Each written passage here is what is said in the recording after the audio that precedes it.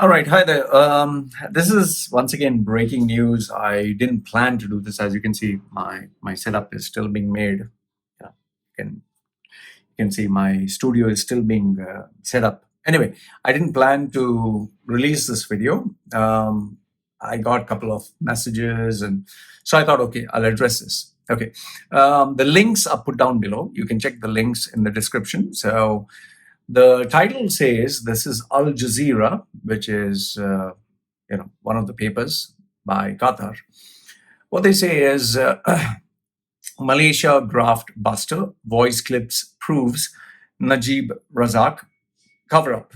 Okay, the headlines, after the headlines, it says former Prime Minister caught on audio recording purportedly seeking help from Abu Dhabi Crown Prince Mohammed bin Zayed.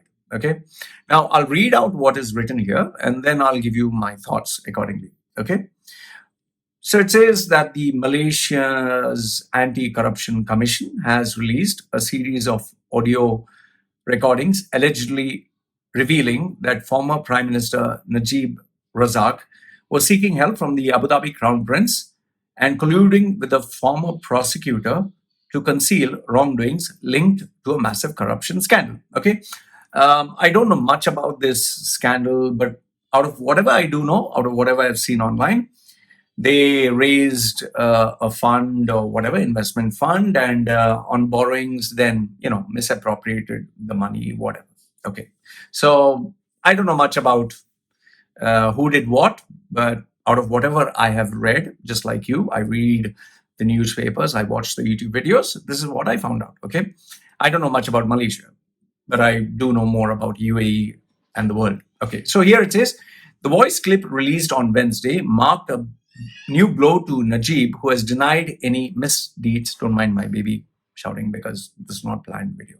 Okay, has denied any misdeeds in the multi-billion-dollar looting of one MDB state fund and is on trial for corruption after losing office elections on May 2018.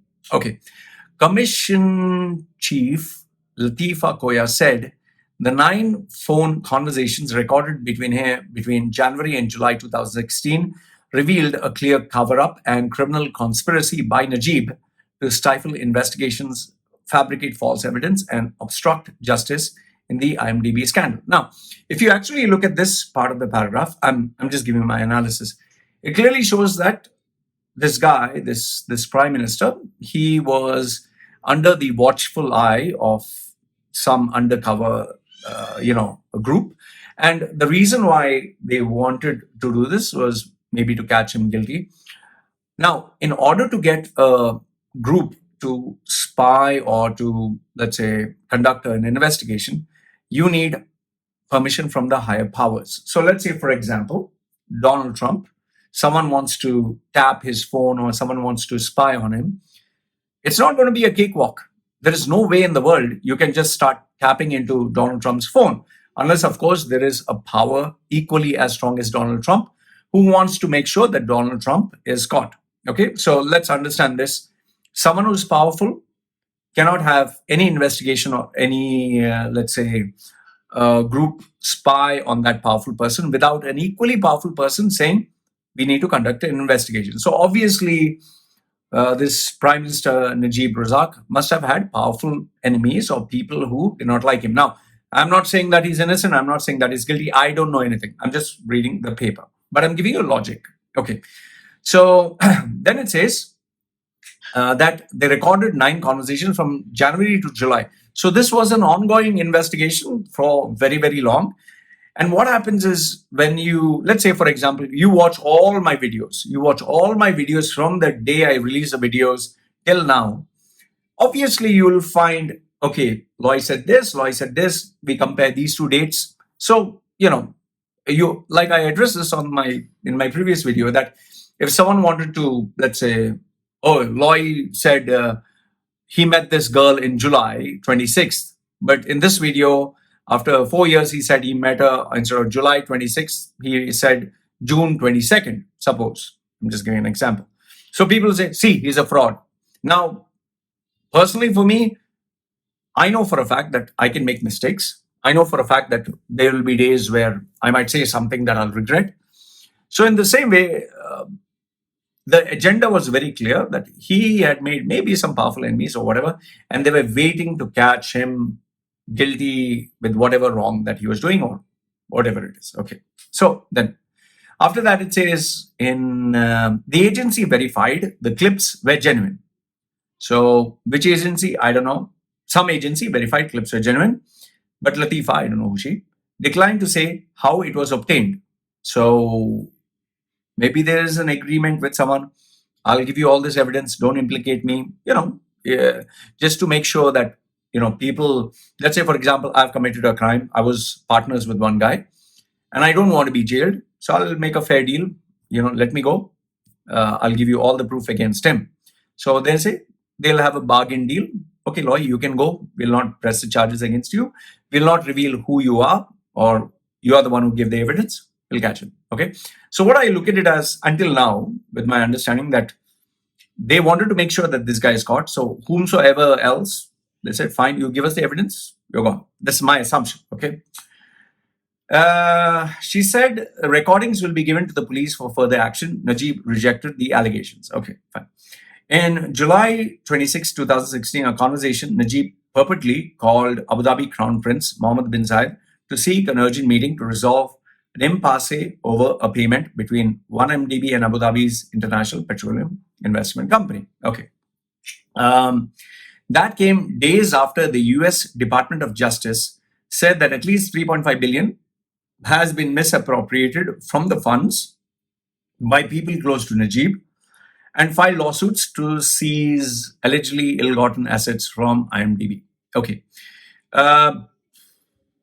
Okay. This is my understanding of this paragraph is Abu Dhabi had maybe some interest or some connection with this guy. If for an uneducated person like me, for a normal person, I just look at it as, let's say, for example, I knew you. Let's say I know you. We have been friends or business associates for some time. We have had a partnership. And let's say one fine day, you call me and say, Loy, I have, done this mistake, or I have cheated this person. Can you help me out? So obviously, a person like me, suppose you're close friends with me for many years, I'll tell you that, listen, I don't want to get involved. But if you need some money, suppose I was a billionaire, okay? You need some money, take it, close the issue. I don't want any part in this. So I'm assuming maybe something like that. Because see, as far as I've known this is again my assumption and feeling. The UAE is not a bad country. UAE rulers are not evil people. Okay. Now I know you will be like, huh? Law, you're saying that? Listen, see, I call a spade a spade. When there is something wrong, I'm the first one to say racism is bad. UAE is not perfect. Okay. So in the same way, my hand is paining, man. Okay. I've covered the screen anyway. Okay, I'll put it this way. Okay. So see, when something is wrong, I tell you something is wrong. Now, what happens is, here's a simple question. Give me the name of one politician in the world who is perfect, who doesn't have a bad record, who has not done anything wrong, who has not, had some investment somewhere, not declared some wealth. In fact, you and I, we are not perfect. We ourselves have our stories. We ourselves have our sins, so to speak. So nobody's perfect. So in the world of politics, you'll always have somebody who, does something which may not hurt someone, or like they say, the lesser of two evils. So in the same way, just as Donald Trump, is he perfect? No, he's having this war with Iran. Okay. Do you think he's perfect? Do you think he's telling the truth? Do you think America is telling the truth? Okay. Now, for example, this Al Jazeera is based in Qatar. Whom do you think they're going to talk about or expose the bad side? Are they going to expose about the Emir of Qatar? No. They would expose people whom they don't have an interest or people whom they're against, especially people they're against. And I know that Qatar and UAE are not in good terms. Now, who's at fault? I don't know there. Okay. So obviously they would be more than happy to release this report. Now, another thing, okay, let's assume, here's my question. Let's assume Qatar's emir was guilty of a crime, okay? Just assumption. Do you think Al Jazeera, being based in Qatar, would expose the emir? Impossible. You know that, I know that. Okay. So my gut feeling is, because of this crisis between UAE and Qatar, because UAE, teamed up with Saudi and these other countries, and they try to hurt Qatar. Qatar has this media company which is now global, which is a global power. Al Jazeera is like global. They would do whatever it can to ruin the reputation. And see, just pay attention to what's happening. Look at the way the dominoes are falling. Remember, I told you that if you have to take revenge, you never take like being brave. Like, for example, if Iran has to attack, let's say USA, they are not going to fight a war because they will lose. For every, let's say, I'm assuming, if Iran has 2 warships, USA would have 50 warships. So if you go to fight, 2 will destroy 2. They still have 48 left. So Iran is never going to fight USA where USA is strong. They would fight in other ways, like teaming up with Russia, teaming up with China, improving the trade, maybe cyber attacks, maybe ruining the reputation of someone. So in the same way, my gut feeling, my opinion, the only way that Qatar can take revenge against UAE, okay, is, by having these tapes exposed or paying money, spy on this guy, try to ruin his reputation, expose him, show the past of what he's done. Or they would go to USA and say, we'll pay you, play this diplomatic card. And USA, wants to be friends with everyone, take money from everyone. Okay, fine, I'll take, but, I'm not going to take direct action. So that's what I feel. That's what I felt when I saw it. Because my theory is, give me the name of one politician who has a very clean name, who has a clean slate, who has not done a single bad thing in their lives. Maybe you will say 1 or 2 names, but you don't know, I don't know. Okay. So reading this, Najib also asked Prince Mohammed to forge a loan agreement to help with his stepson and Hollywood producer Riza Aziz, who's named in the lawsuit. Now, I have no idea who this Riza Aziz is, but it's a Hollywood producer. Okay. Najib said a loan agreement would show the 1 IMDb money to Riza's production firm Red Granite, nice name, came from a legitimate source. I have this personal request, Your Highness, that relates to Reza, my son, and his movie. Najib said on a recording, adding that he wants to have a loan agreement signed in to show that it is a legitimate financing package, not money laundering. I need the money. This is what the recording says. I need the agreement to be sorted out quickly, Your Highness. That's my special request, said Najib. Okay. So until now, what I look at it as, this guy is talking to whomsoever on the other line and he's requesting, please help me for some money to, make sure that my son, whomsoever that is not in trouble. Okay. Then it goes on. Mr. Prime Minister, believe me, I want to finish this. This is bad. Responded the person on the other line, believed to be Prince Mohammed, according to the phone recording. So it's not proven. It's not proven that it is the Abu Dhabi prince. See, look, you always need to have evidence. They always say you are not guilty. You are not guilty until proven. Now, agreed that, I generally, my video are speaking about things which are not perfect in the UAE, okay, because I was in the UAE. But let's be fair. Let's be fair. How do we know? How do you know? How do I know? We know because this tape has come out. How do you know the tape is not fabricated? How do you know this is not a fake recording? How do you know? See, in today's day and age, people can use deep fakes. They can use voice. How do you know who is speaking to who? So it is just someone's claim. Now, trust me, I know what you're going to say. Loy, somebody has paid you money to talk like this. When I talk the negative stuff about Dubai, people say, oh, he's being funded by Qatar. Now, when I support Sheikh Mohammed and I say I admire him, oh, he's being funded by Dubai. You can believe whatever the fuck you want to believe. I'm giving you my opinion. Nobody's paying. I wish someone would pay me. Pay me, please pay me. I can buy some nice stuff. I can take care of my family. So if you want to bribe me, please go ahead. No problem. Okay. So, like I said, when people tell me God is real or you need to believe in our God, I say, prove it. In the same way about this, whomsoever they claim that you're speaking to, prove it. Okay. Maybe this can be a fake voice. Maybe they'll just have a fake recording and say, okay, you listen, will not press charges against you. Make this recording, fake this voice. We don't know. Okay. Then next one. Najib added, at the moment, he's under a bit of pressure in America. I'm worried about him in case they make him a scapegoat. He's totally innocent. All he wanted to do was make a movie. Okay. Red Granite, which produced the Leonardo DiCaprio film, The Wolf of Wall Street. You must watch it. It's a great movie. Okay. I love that movie. I watched it 3 times. Yeah. Okay. Later paid 60 million to drop the US lawsuit, but Rizza was charged in Malaysia last year for money laundering. We can confirm their absolute authenticity, Latifa said of the recordings. The contents were shocking. It's a cover-up and subversion of justice. Okay. Najib told the reporters he was shocked by this revelation and is looking at legal options as the audio clip would have allegedly been recorded when he was a head of government. See, like I told you, how in the world did they approve to have somebody spy on the head of the government? So someone should be equally powerful or even more, Okay. I'm studying the content and I refer this matter to the lawyers. This has never been done in the history of the country. See what I told you?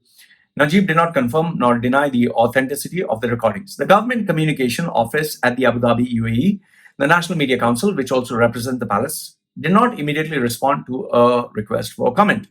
Okay.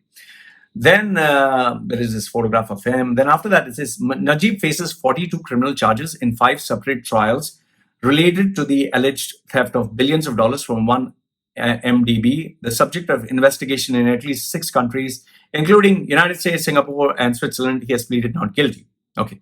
Malaysia and US authorities say 4.5 billion was misappropriated from one MDB, co-founded by Najib in 2009. Okay.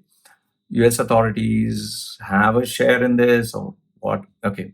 See, whenever US gets involved in something, take it from me, you just go through history. They don't do it because they want to change the world, make it positive. They're doing it for their own benefit. So why would US be so interested in this unless they are getting something out of this? Okay. In another, see, because this has nothing got to do with the US. He is not related to the US. He is a foreigner. So why are they involving in this? Okay. Like, why are they involving in Iran? Why are they involving in, Iraq? Why they do, September 9/11. I don't want to get into all that. So why did they involve in, let's say, Iraq and Afghanistan and not in Saudi? Okay. All right. In another recording in January 5, 2016, the then public prosecutor Duzuf Kili Ahmed allegedly told Najib the 1MDB investigation outcome will be detrimental, but he and then Attorney General Apandi Ali could handle the matter on the legal side. Okay. On January 26th that year, Apandi held a news conference to clear Najib of any wrongdoing. Duzul Kulfi is ice cream. Okay. Was promoted to anti-corruption agency chief in August 2016. Latifa said the agency decided to make the audio recordings public as they were of national interest. She said the release will not be prejudicial to Najib's continuing trials. Now, the last bit which they say is the audio recordings were made for public national interest. I find it very fishy. I find it very fishy that they would release this publicly. I'll tell you why. Because when you're talking of the image of a country, when you're talking of the highest levels, you tend to keep it private. You tend to keep it a very quiet affair. What goes on behind closed doors stays behind closed doors. They have not kept this under closed doors. They are exposing, and the reason why we find this shocking is because stories like this don't come every day. This is Oh, it's like that, shocking. I'm telling you honestly, this is some guys at the highest level are involved, super highest levels. And if you ask me my gut feeling, it is obviously Qatar has an indirect hand in this, where they're saying expose this, put it out in public. I'm not saying Qatar is involved in this, but the sharing of the news. Why? Because Qatar and UAE are not very good friends at the moment. Let's assume that Qatar and UAE were very close, very, very close. Or let's say the Emir of Qatar was involved. Do you think they would release this news on Jazeera? No, impossible. So just as in US, you have Democrats and Republicans, you have CNN that supports one candidate or one party. You have Fox News that supports another candidate, another party. Whatever news comes from CNN is pro whatever. Whatever news comes from Fox is pro other side. So in the same way, I look at it as Qatar is making sure. Remember the prediction I'd given you? Qatar will make sure that Expo 2020 will be badly affected. Okay? I see this as Qatar's strategy to ensure that UAE gets affected in that way. Now, who's right, who's wrong, I don't know. But one thing I can tell you, there is nobody who's a saint. Okay, there is no one who's a saint. It's just the lesser of two evils. I just see this as business as usual. Everybody has skeletons in their closet. Like Jeffrey Epstein, how did he die? He's suicide? What rubbish! John F. Kennedy killed himself? Yeah, no, sorry. He died by the magic bullet. The bullet went this way, then that way, then turned, and this and that. One bullet. The number of Hollywood people who were involved in Epstein, nobody knows. The number of celebrities involved with Epstein, nobody knows. So in the same way, in this, there are no saints, there are no sinners. This is just part of politics. See, when you are part of a game, suppose you're playing football, you need to play football the way football is played. You need to follow the rules. In the game of politics, there are no saints. None. Everyone has some dark past of theirs. Be it Modi, be it Imran Khan, be it the Najib guy, be it the Sheikh of Abu Dhabi, be it the Sheikh of Qatar. It's politics, man. You're talking of country. So I'm just surprised that the only thing I'm surprised is they decided to make this public. But this clearly shows that Qatar is in no mood to make friends with UAE. The hatred is going to continue, and Qatar will make sure it extracts its pound of flesh. So these were my views, my thoughts. Let me know what are your thoughts. But please, if you're in UAE, I would say make sure that you do not use your actual identity to comment, because you're talking of the ruler of the country. So please don't put anything negative. I'm saying for your own good. It's not that he's a bad guy, but when you're in their house as a guest, you don't insult the guest. If you leave, after you leave UAE, you can talk about UAE. Anyway, these are my thoughts. Let me know what are your thoughts. Like I said, nobody's a saint. Nobody's a saint. Everyone's a sinner. Everyone has their story. So I just want to see what goes on next. So sorry, my room is still a mess. I'm still setting up my studio. I didn't plan this video. Do support the channel. Watch the ads. Give me if you want to like, and comment down below if you can. Take care of yourself. Me signing off. Bye. Oh, wait. Forgot. Vacancies coming up shortly. Vacancies are coming up shortly. I'll be putting it up, and there are jobs in the UAE market. There are plenty of jobs coming up. I know it's a little funny. People are losing their jobs on one hand, but other side, like I told you, vacancies are coming up. So just make sure that you're prepared to get those jobs. And keep yourself ready. Enjoy 2020. Take care.